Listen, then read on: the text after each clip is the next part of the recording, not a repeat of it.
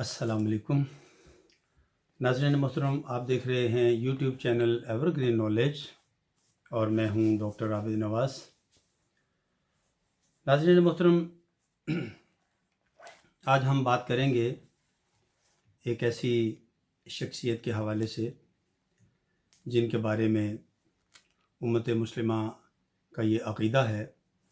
کہ آپ افضل الخلق بعد الرسل، خلیفہ بلا فصل ہیں، اور آپ کا نام نامی اسم گرامی جو ہے وہ ہے حضرت عبداللہ، اور آپ کی کنیت ہے ابو بکر رضی اللہ تعالیٰ عنہ، اور آپ کا لقب ہے صدیق اور عتیق۔ آپ کا نسب مبارک جو ہے وہ ہے قریشی، اور آپ کی پیدائش جو ہے وہ عام الفیل کے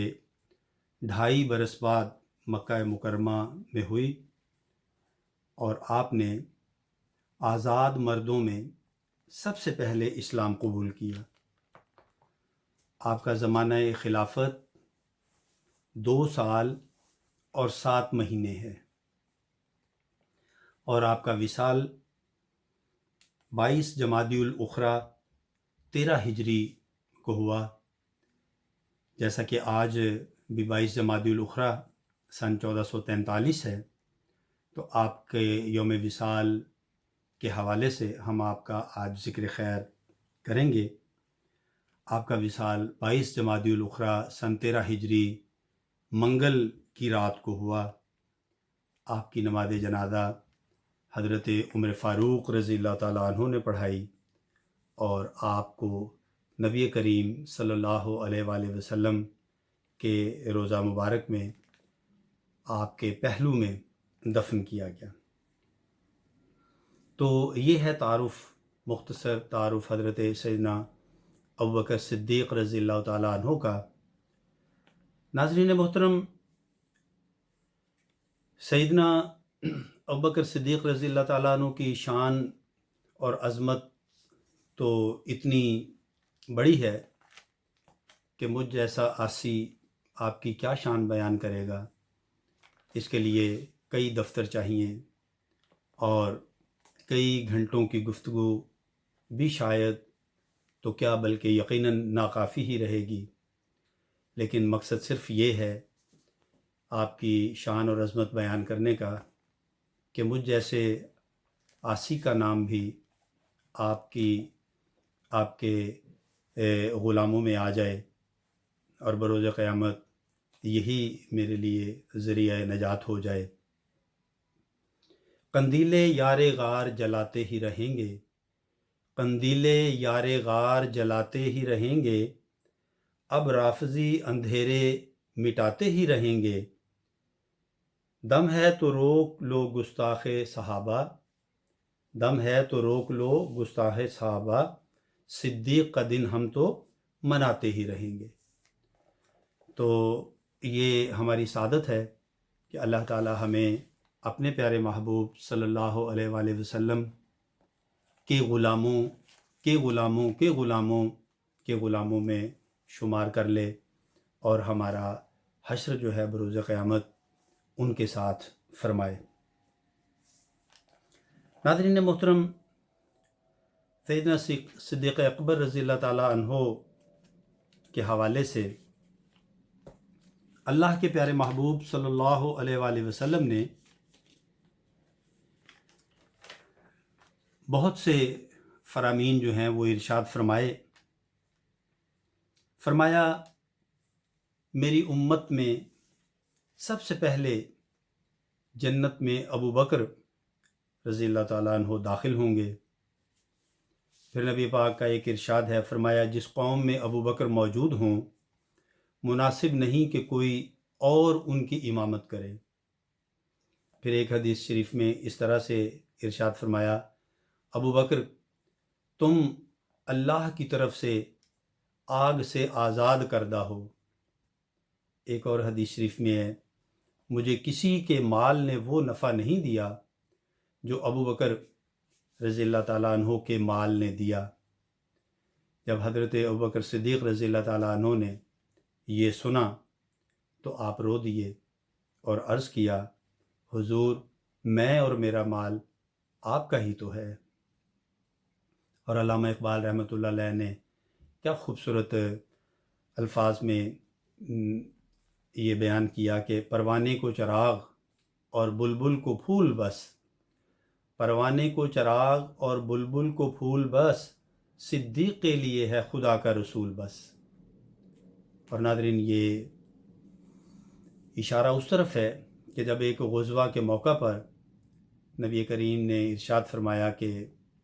اے لوگو، اے مسلمانوں، اسلام کو تمہاری مدد کی ضرورت ہے، تو آج جو کچھ تمہارے پاس ہے اسلام کی خدمت کے لیے پیش کرو۔ تو جیسا کہ حضرت عمر فاروق رضی اللہ تعالیٰ عنہ ہمیشہ نیکیوں کے معاملے میں حضرت صدیق اکبر رضی اللہ تعالیٰ عنہ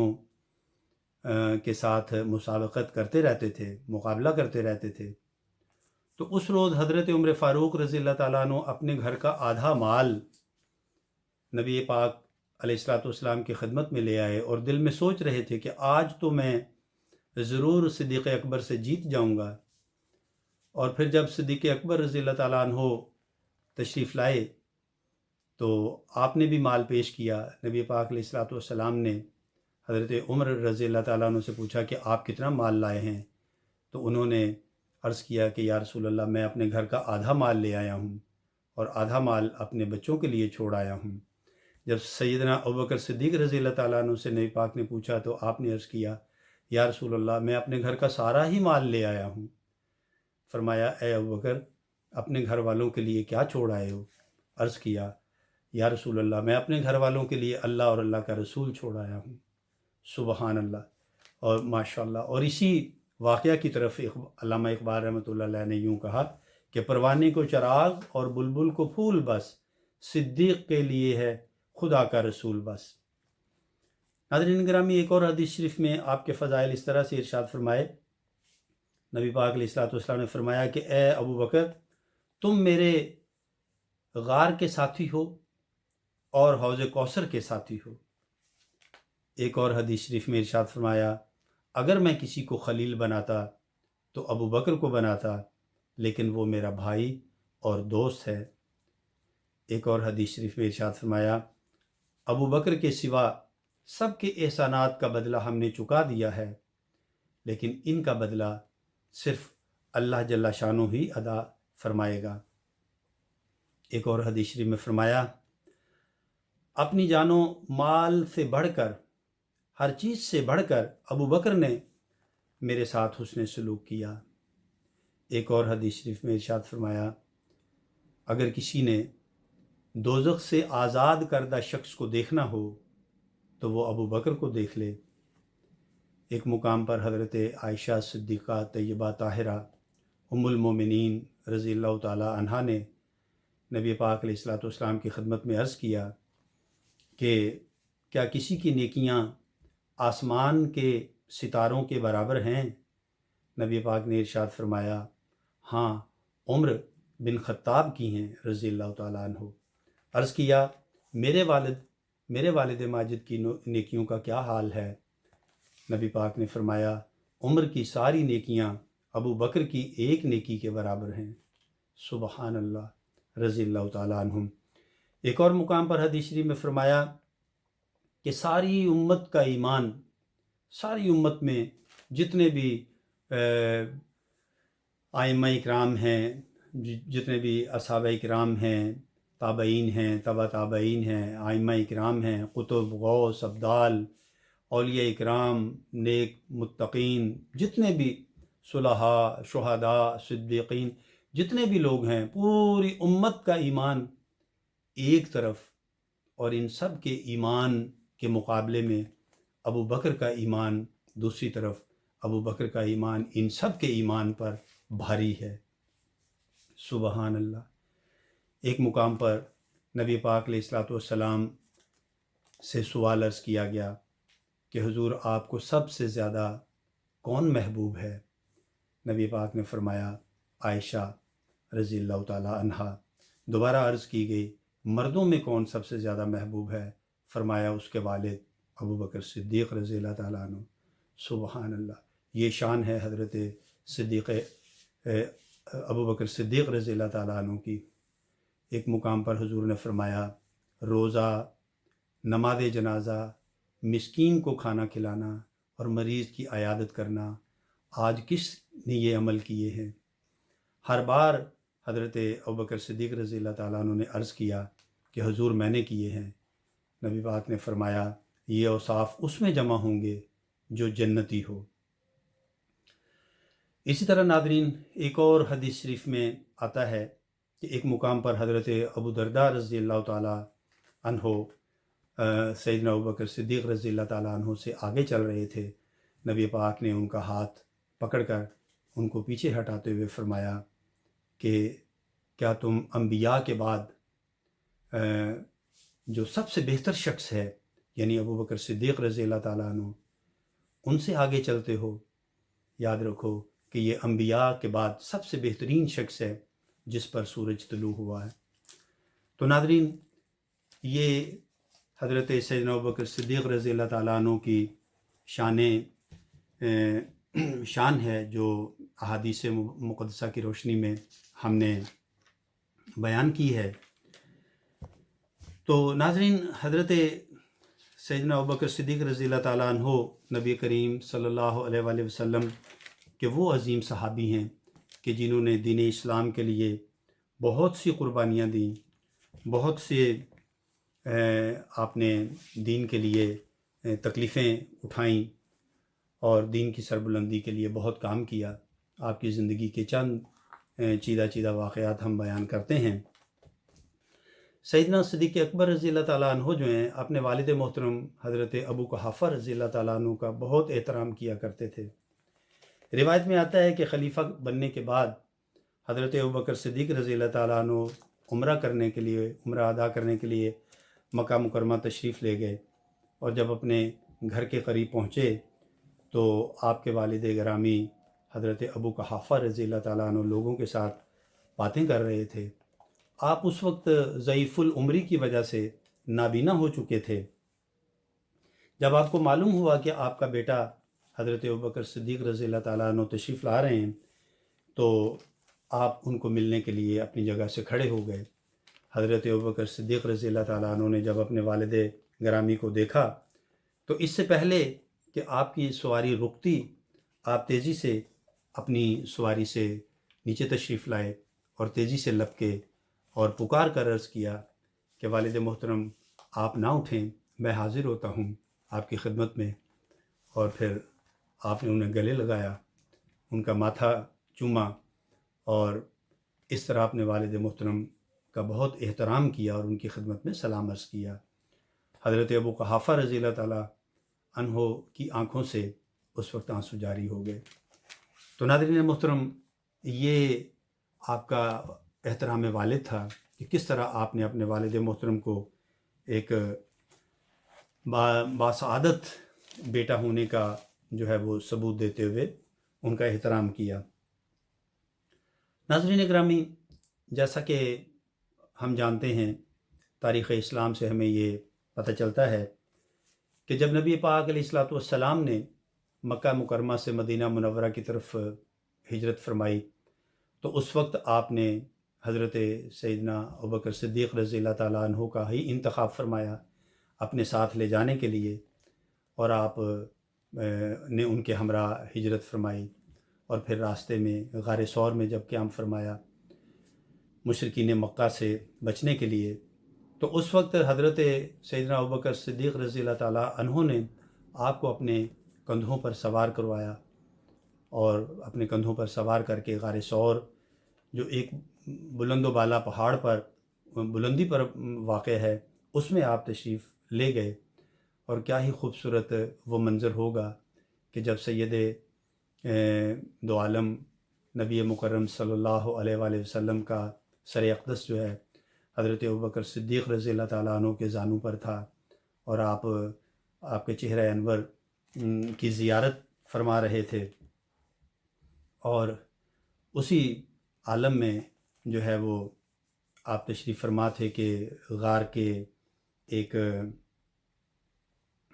سوراخ سے، اگرچہ آپ نے تمام سوراخ بند کر دیے تھے لیکن پھر بھی ایک سوراخ ایسا تھا کہ جو کھلا رہ گیا تھا، اور وہاں سے ایک سانپ نے آپ کے پاؤں پر ڈس لیا، اور اس کے ڈسنے سے آپ کو اتنی تکلیف ہوئی شدت کی کہ آپ کے چشمان مبارک سے آنسو بہہ نکلے، اور وہ آنسو جب ٹپکے تو آقا دو جہاں میٹھے مصطفیٰ صلی اللہ علیہ وآلہ وسلم کی آنکھ کھل گئی۔ آپ نے فرمایا کہ اے صدیق کیا ہوا؟ پھر جب آپ نے اپنا سارا وہ ماجرا بیان کیا تو نبی پاک علیہ الصلوۃ والسلام کے قربان جائیں کہ آپ کو اللہ نے یہ معجزہ بھی عطا فرمایا کہ آپ نے اپنا لعاب دہن جو ہے آپ کے اس زخم پر لگایا، جس سے آپ شفا یاب ہو گئے۔ اگرچہ علماء فرماتے ہیں کہ کئی برسوں کے بعد میں وہی زہر دوبارہ اود کر آیا اور اسی زہر کی وجہ سے آپ کی وفات ہوئی تھی۔ تو گویا کہ آپ نے تو اپنی جان آقا دو جہاں صلی اللہ علیہ وآلہ وسلم پر قربان کر کے قربانی کی عظیم مثال قائم کر دی، اور خود حضرت ابوبکر صدیق رضی اللہ تعالیٰ عنہ فرمایا کرتے تھے کہ مجھے 3 چیزیں بہت عزیز ہیں۔ نمبر 1 دیدار مصطفیٰ صلی اللہ علیہ وآلہ وسلم، یعنی میں چاہتا ہوں کہ میں ہر لمحہ نبی کریم علیہ الصلوۃ والسلام کو دیکھتا رہوں، آپ کے چہرہ انور کو تکتا رہوں، اور دوسری بات کہ میں آپ پر اپنا مال خرچ کروں، یعنی جو کچھ میرے پاس ہے میں نبی کریم علیہ الصلوۃ والسلام پر قربان کر دوں، دین اسلام پر قربان کر دوں، اور تیسری بات یہ کہ میں چاہتا ہوں کہ میں ہر لمحہ ہر وقت بارگاہ رسالت میں حاضر رہوں۔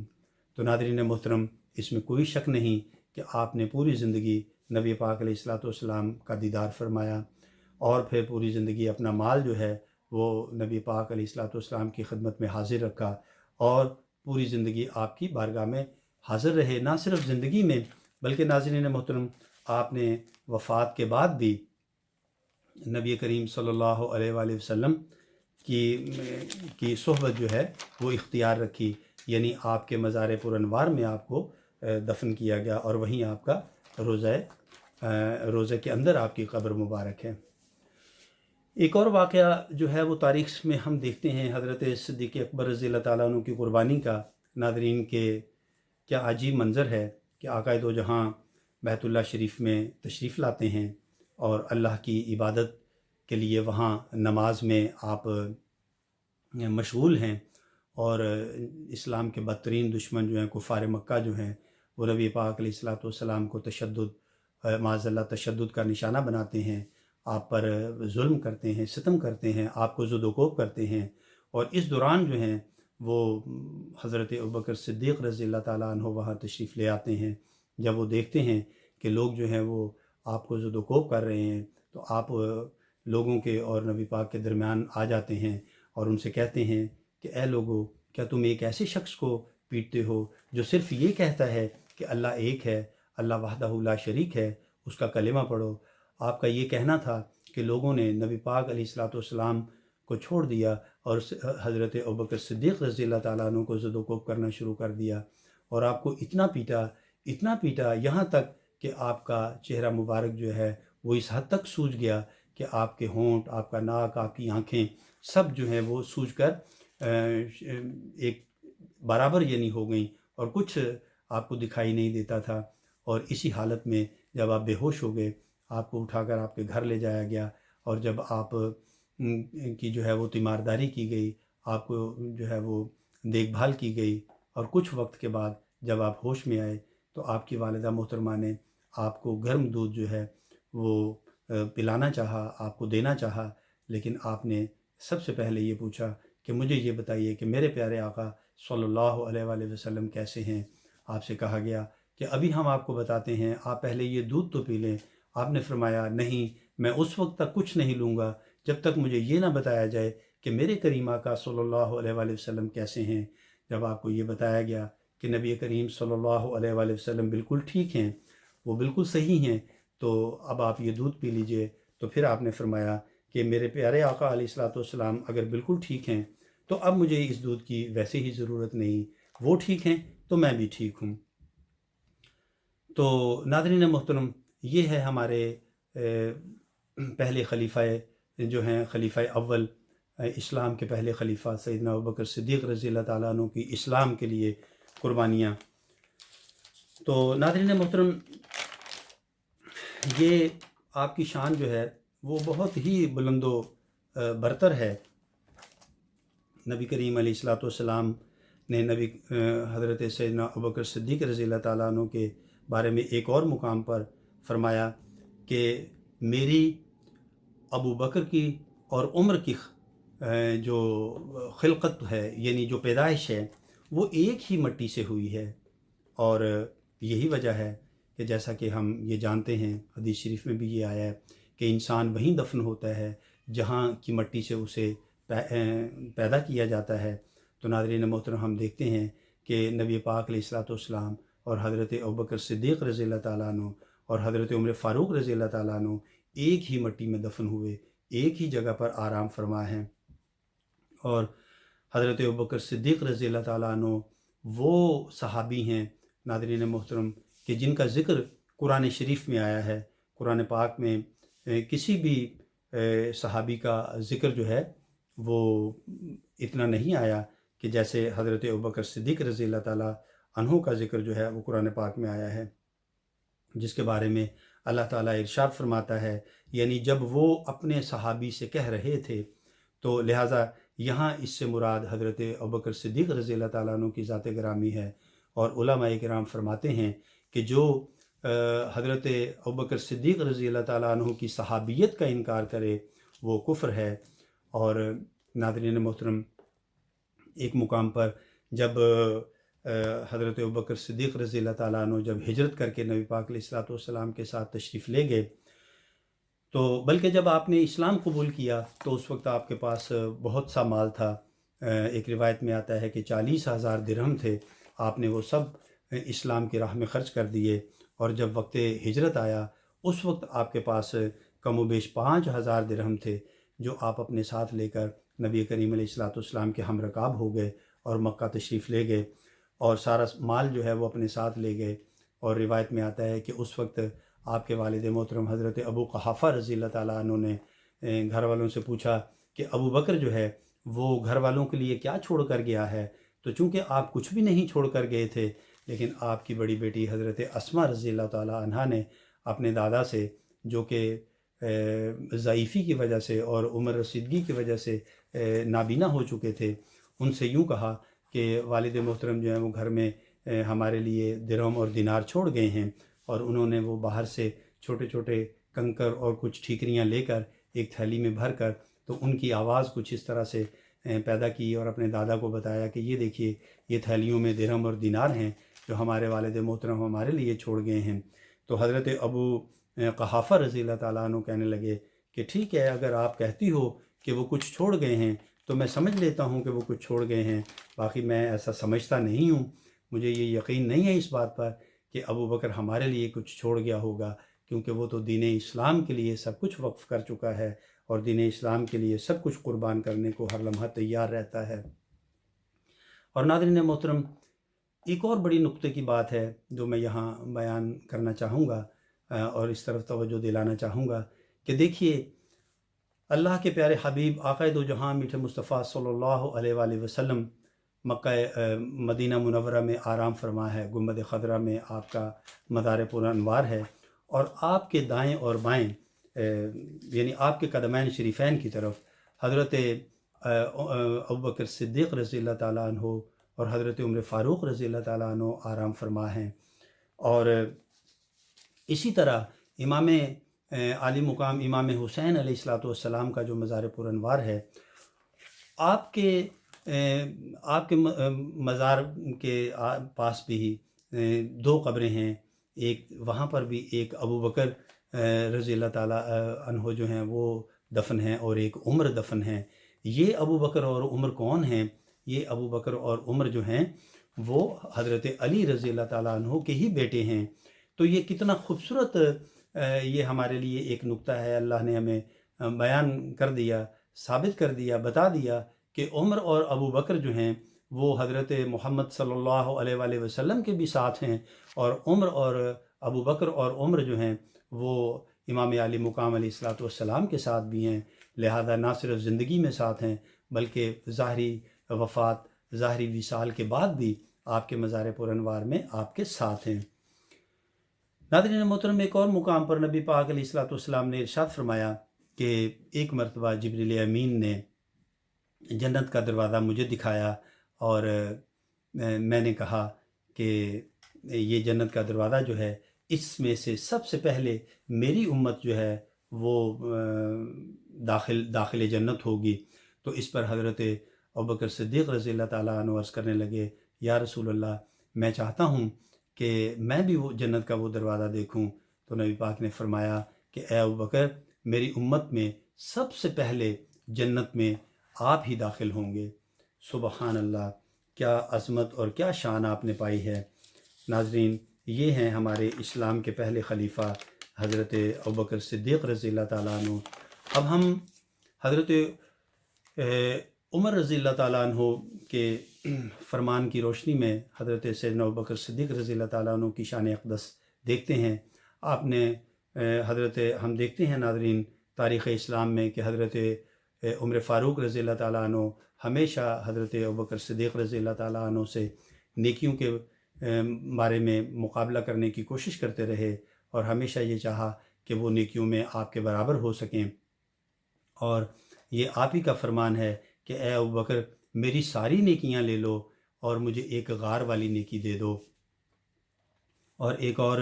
مقام پر آپ نے فرمایا کہ اے ابوبکر، ہمارے لیے آپ نے بہت کٹھن اور مشکل مثالیں قائم کر دی ہیں، ان پر عمل کرنا ہمارے لیے بہت مشکل ہوگا۔ یہ اس واقعہ کی طرف اشارہ ہے کہ جب حضرت ابوبکر صدیق رضی اللہ تعالیٰ عنہ نماز فجر کے بعد ایک بوڑھی خاتون کے گھر تشریف لے جایا کرتے تھے اور اس کی دیکھ بھال کیا کرتے تھے، اس کے گھر کی صفائی کیا کرتے تھے، اس کے کھانے پینے کا انتظام کیا کرتے تھے، اس کے لیے دوا مہیا کیا کرتے تھے، تو یہ جب حضرت عمر فاروق رضی اللہ تعالیٰ عنہ کو معلوم ہوا تو آپ نے فرمایا، اے ابوبکر، ہمارے لیے آپ نے بہت کٹھن مثالیں قائم کر دی ہیں۔ اسی طرح حالانکہ حضرت عمر رضی اللہ تعالیٰ عنہ کی بذات خود یہ شان ہے کہ نبی کریم صلی اللہ علیہ وآلہ وسلم نے حضرت عمر فاروق رضی اللہ تعالیٰ عنہ کو خود مانگ کر اللہ تعالیٰ سے لیا تھا، جب آپ نے یہ دعا فرمائی کہ اے اللہ، 2 عمروں میں سے مجھے 1 عمر عطا کر دے۔ دوسرا عمر جو ہے وہ الحکم تھا، یعنی ابو جہل، جسے عام لفظوں میں ابو جہل کہا جاتا ہے، ابو جہل کا نام بھی عمر تھا۔ تو آپ نے اللہ سے 1 عمر مانگا تو اللہ تعالیٰ نے عمر بن خطاب رضی اللہ تعالیٰ عنہ جو ہیں انہیں اسلام کی روشنی عطا فرمائی۔ اور اسی طرح حضرت عمر رضی اللہ تعالیٰ عنہ کی یہ شان ہے کہ نبی پاک نے فرمایا کہ میرے بعد اگر نبی ہوتا تو وہ عمر ہوتا۔ اور اسی طرح ایک اور حدیث شریف میں ارشاد فرمایا کہ عمر میرا وہ صحابی ہے کہ جس کو دیکھ کر شیطان بھی راستہ بدل لیتا ہے۔ اور ناظرین محترم، بے شک اس میں کوئی شک نہیں کہ اللہ جل شانہ کے محبوب کے صدقے سے حضرت عمر رضی اللہ تعالیٰ عنہ کو بھی بڑی بلند عظمت اور شان عطا کی گئی۔ آپ کی وہ شان ہے کہ آپ اگر لاٹھی زمین پر ماریں تو زلزلہ رک جائے، آپ اگر دریائے نیل میں رقعہ پھینکیں تو وہ آپ کے حکم کا تابع ہو جائے۔ تو یہ آپ کی شان اور عظمت ہے، اور پھر یہ آپ کی وہ عظمت اور شان ہے کہ آپ سینکڑوں میل دور سے جو ہے وہ اپنے ساتھیوں کو میدان جنگ میں جنگ لڑتا ہوا دیکھتے ہیں، اور نہ صرف دیکھتے ہیں بلکہ ان کو آپ رہنمائی بھی فرماتے ہیں، ان سے فرماتے ہیں کہ پہاڑ کی آڑ لے لو تاکہ دشمن سے محفوظ ہو جاؤ۔ تو یہ شانیں ہیں حضرت عمر فاروق رضی اللہ تعالیٰ عنہ کی۔ تو ناظرین محترم، اتنی شان اور اتنا مرتبہ ہونے کے باوجود آپ حضرت ابوبکر صدیق رضی اللہ تعالیٰ عنہ سے نیکیوں میں آگے نہ بڑھ سکے۔ اور اب ہم حضرت علی کرم اللہ وجہہ الکریم کے ارشادات کی روشنی میں حضرت ابوبکر صدیق رضی اللہ تعالیٰ عنہ کی شان دیکھتے ہیں۔ آپ فرماتے ہیں، حضرت علی کرم اللہ وجہ الکریم سورہ زمر کی آیت نمبر 33 کی تفسیر میں فرماتے ہیں کہ جو حق لائے وہ محمد صلی اللہ علیہ وآلہ وسلم ہیں، اور جس نے حق کی تصدیق کی وہ ابوبکر صدیق رضی اللہ تعالیٰ عنہ ہیں۔ اسی طرح ایک اور مقام پر حضرت علی رضی اللہ تعالیٰ عنہ نے ارشاد فرمایا، صدیق اکبر وہ ہیں جن کا نام اللہ پاک نے جبریل امین اور پیارے آقا صلی اللہ علیہ وآلہ وسلم کی زبان اقدس سے صدیق رکھا۔ اور پھر ایک اور جگہ حضرت علی نے فرمایا، رسول اکرم सल्लल्लाहु अलैहि वसल्लम ने हज़रत अबू बकर सिद्दीक़ रज़ी अल्लाह ताला अन्हो को लोगों की इमामत का हुक्म दिया। मैं वहाँ मौजूद था और मैं बीमार भी ना था, मगर मुझे इमामत का हुक्म ना दिया। इसलिए हम दुनियावी अमूर के लिए उस शख्सियत के इंतखाब पर राज़ी हो गए जिस पर अल्लाह ताला के प्यारे नबी सल्लल्लाहु अलैहि वसल्लम ने हमारे लिए दीनी अमूर में रज़ामंदी का इजहार फरमा दिया। तो ये हैं हज़रत अली करमल्लाहु वजहुल करीम का खिराज अक़ीदत जो आपने हज़रत सैयदना अबू बकर सिद्दीक़ रज़ी अल्लाह ताला अन्हु को पेश फरमाया। और नाज़रीन मोहतरम, जैसा कि मैंने अभी थोड़ी देर पहले अर्ज़ किया कि हज़रत इमाम हुसैन अली मुक़ाम अलैहिस्सलातु वस्सलाम के साथ मैदान करबला में हज़रत अली रज़ी अल्लाह ताला अन्हु के जो दूसरे बेटे शहीद हुए, उनमें एक हज़रत अबू बकर हैं और एक हज़रत उमर हैं। तो ये हमारे लिए एक बहुत बड़ी मिसाल है कि आपने अपने बेटों के नाम हज़रत अबू बकर सिद्दीक़ रज़ी अल्लाह ताला अन्हु और हज़रत उमर फ़ारूक रज़ी अल्लाह ताला अन्हु के नामों पर रखी। और नाज़रीन, कोई भी शख्स जो है अगर खुदा न खास्ता माज़अल्लाह अगर वो आपसे शेखैन करीमैन से अगर नफ़रत फरमाते हज़रत अली, तो कभी भी अपने बेटों के नाम उनके नामों पर ना रखते। तो आपके बेटों के नाम जो हैं वो शेखैन करीमैन यानी हज़रत सैयदना अबू बकर सिद्दीक़ रज़ी अल्लाह ताला अन्हु और हज़रत उमर फ़ारूक रज़ी अल्लाह ताला अन्हु के नामों पर हैं। ये इस बात की दलील है कि आप शेखैन करीमैन से बहुत मोहब्बत फरमाते थे और उनके नामों पर अपनी औलादों के नाम रखे आपने। तो नाज़रीन मोहतरम, ये चंद हमने बातें जो हैं हज़रत सैयदना अबू बकर सिद्दीक़ रज़ी अल्लाह ताला अन्हु की ज़ाते ग्रामी के बारे से के हवाले से बयान करने की सआदत हासिल की। अब हम आखिर में चंद फ़रामीन जो हैं हज़रत सैयदना अबू बकर सिद्दीक़ रज़ी अल्लाह ताला अन्हु के आपको सुनाते हैं। हज़रत अबू बकर सिद्दीक़ रज़ी अल्लाह ताला अन्हु फरमाते हैं कि दुरूद पाक गुनाहों को ऐसे मिटाता है कि पानी भी आग को उस तरह से नहीं बुझाता होगा। और फिर एक और मुकाम पर हज़रत अबू बकर सिद्दीक़ ने फरमाया कि सलाम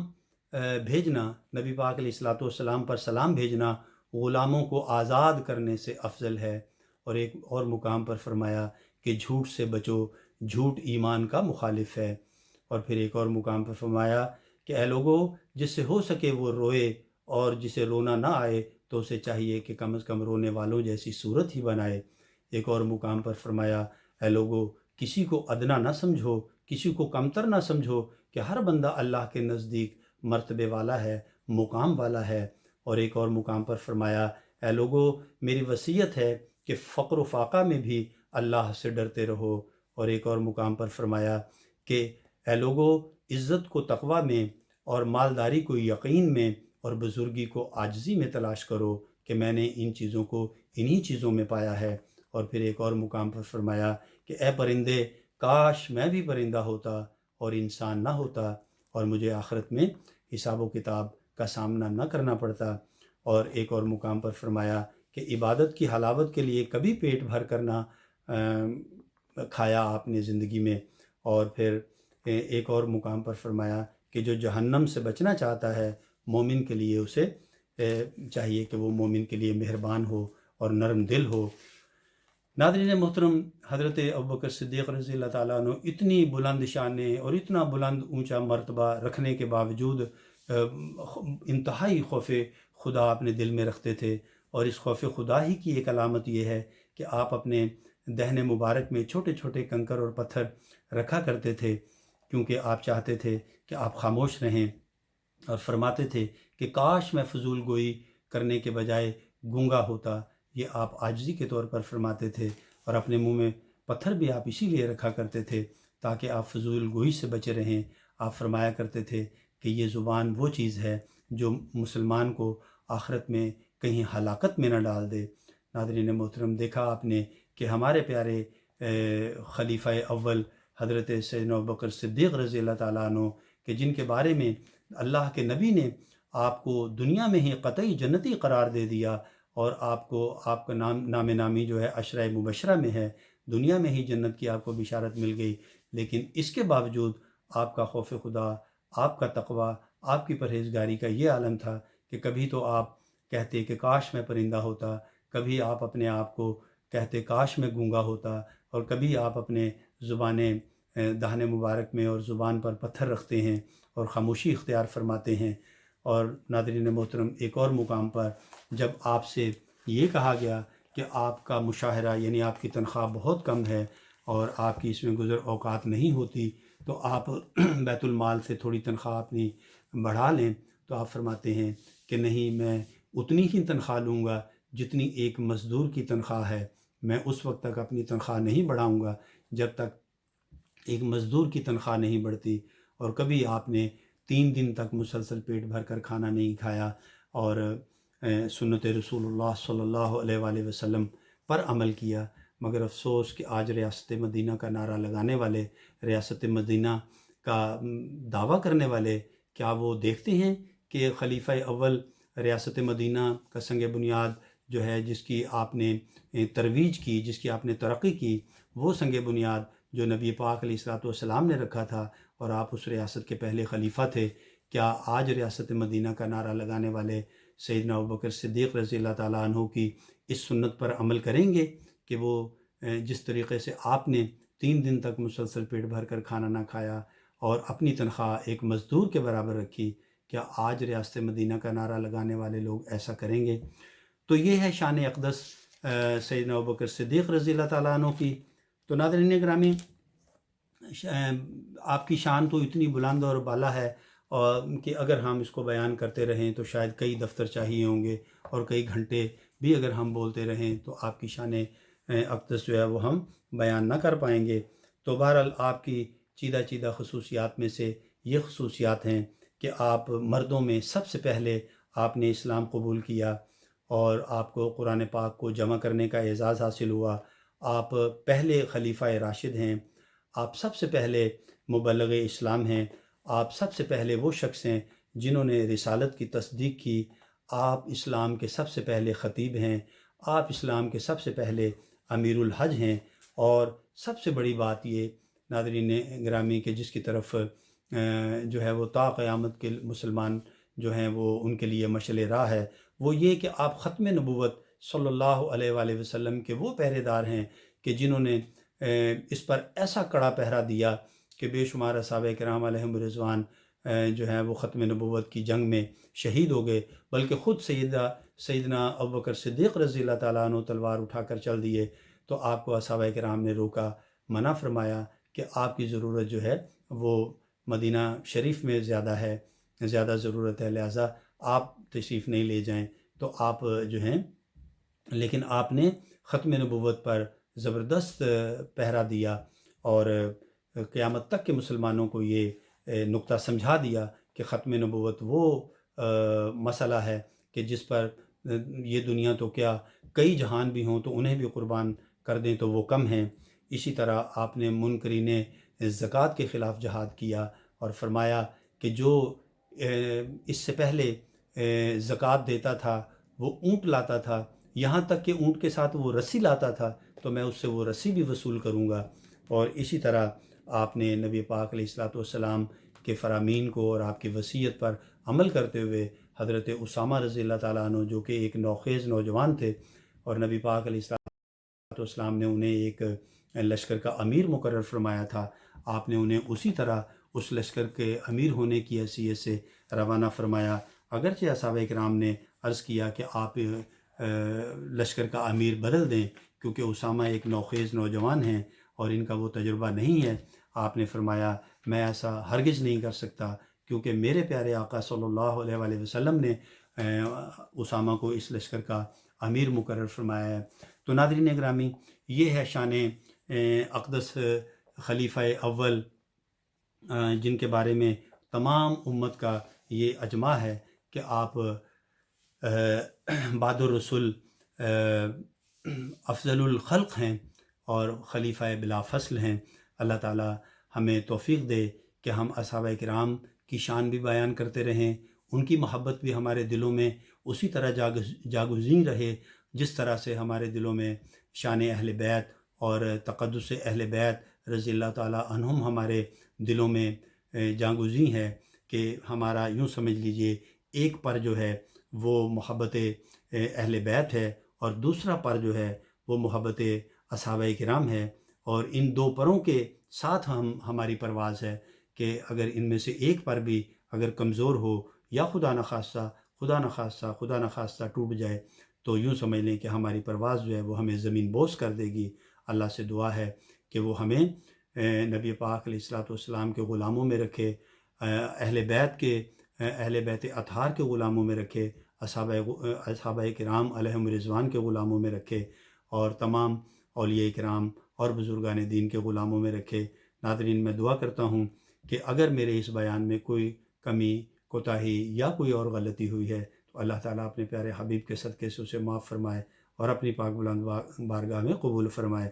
اور حضرت سیدنا ابوبکر صدیق رضی اللہ تعالیٰ عنہ کے صدقے سے ہماری مغفرت بھی فرمائے۔ ناظرین، اس کے ساتھ ہی میں اپنی آج کی اس نشست کا اختتام کرتا ہوں۔ امید کرتا ہوں کہ آپ کو ہماری آج کی ویڈیو پسند آئی ہوگی اور آپ ہمارے اس چینل کو لائک، شیئر اور سبسکرائب کریں گے تاکہ ہم اچھی ویڈیوز آپ کی زندگی میں شامل کرتے رہیں۔ تو آئندہ ویڈیو تک کے لیے اجازت دیجیے۔ حیات و صحت رہی۔ آئندہ ویڈیو کے ساتھ آپ کی خدمت میں پھر حاضر ہوں گے۔ تب تک اپنا اور اپنے پیاروں کا بہت خیال رکھیے گا۔ اللہ ہم سب کا حامی و ناصر ہو۔ فی امان اللہ۔